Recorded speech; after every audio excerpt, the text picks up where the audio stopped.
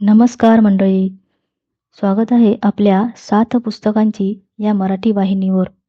आज आपण the power of your subconscious mind या पुस्तकाचा अध्याय 5वा ऐकणार आहोत. अध्याय 5वा, आधुनिक काळातले मानसिक उपचार.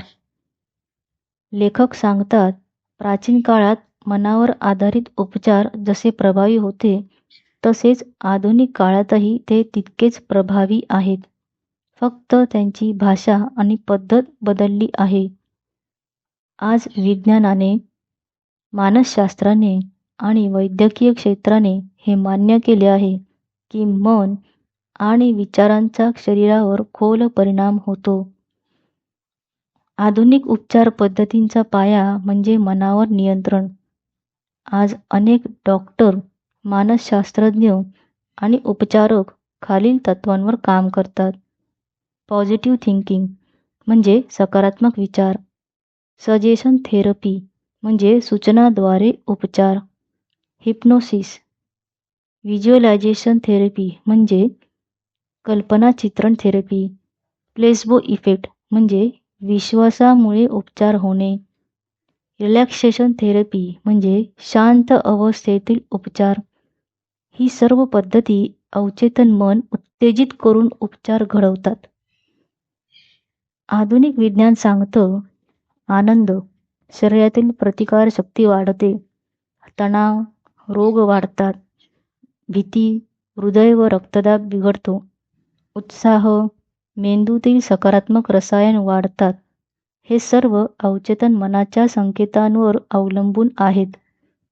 ज्या लोकांना प्रेमळ वातावरणात ठेवले जाते ते लवकर बरे होतात, कारण सकारात्मक भावना अवचेतन मनावर परिणाम करतात. आधुनिक थेरपींची मूळ तत्त्वे प्राचीनच आहेत. आज डॉक्टर किंवा थेरपिस्ट सुचवतात, तुम्ही शांत राहा, तुमचा श्वास नियंत्रित करा, स्वतःला बरा होताना कल्पना करा, सकारात्मक वाक्यांची पुनरावृत्ती करा. ही सर्व तत्त्वे प्राचीन मानसिक उपचार पद्धतींची आधुनिक रूपे आहेत.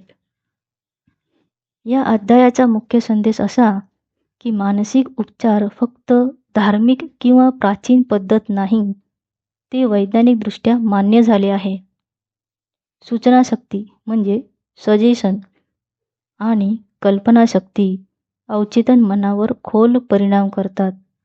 आधुनिक थेरपी, प्लेसबो थेरपी, हिप्नोसिस या सर्वांचा पाया एकच आहे, मनाचं सामर्थ्य. तुम्ही मनाला सतत सकारात्मक आदेश दिला तर ते शरीरात आश्चर्यकारक उपचार घडवू शकतो. आधुनिक विज्ञान मान्य करतं की मन म्हणजे शरीर नियंत्रित करणारी मुख्य शक्ती आहे.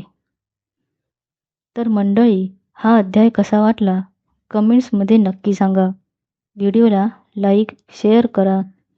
7 पुस्तकांची या मराठी वाहिनीला सबस्क्राईब करा आणि बेल आयकॉनवर क्लिक करा. भेटूया पुढच्या अध्यायासोबत. धन्यवाद.